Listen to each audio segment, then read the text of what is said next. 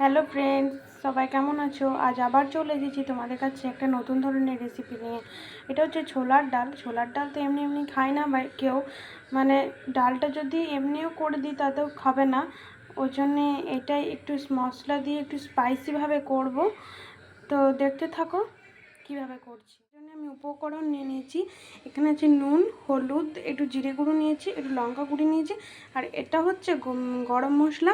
এটা অপশনাল, না দিলেও চলবে, আমি জাস্ট একটু দেবো গন্ধটার জন্য। আমি এতটা পরিমাণে দেবো না, এখানে একটু পরিমাণটা বেশি আছে, আমি এতটা দেবো না। আমি কড়াইয়ে তেল দিয়ে নিয়েছি।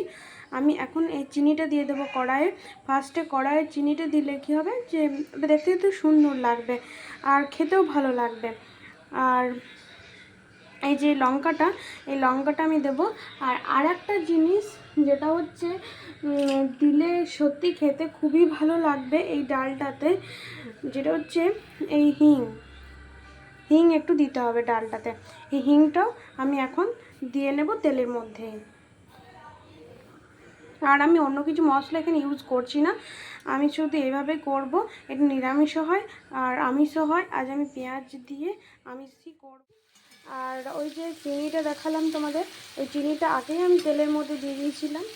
আর হিং দিয়ে নিয়েছি তেলের মধ্যে। তারপর আমি একটু গরম হয়েছে, তারপর আমি পেঁয়াজটা দিয়েছি।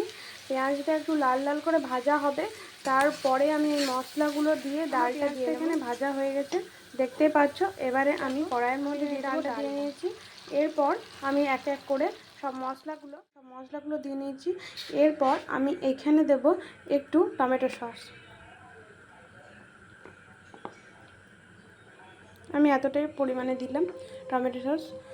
আমি এখানে নুন ঝালটা আমি নিজের আন্দাজ মতো দিয়েছি। যদি বাচ্চা খায় তাহলে তো ঝালটা খেতে পারবে না, তো তোমরা ঝালটা তোমাদের আন্দাজ মতো দিও। আমি এখানে এই টমেটো সসটা ইউজ করেছি। তোমরা অন্য কোনো টমেটো সস ইউজ করতে পারো।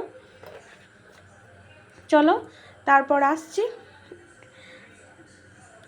লাইক, কমেন্ট আর শেয়ার করতে ভুলো না।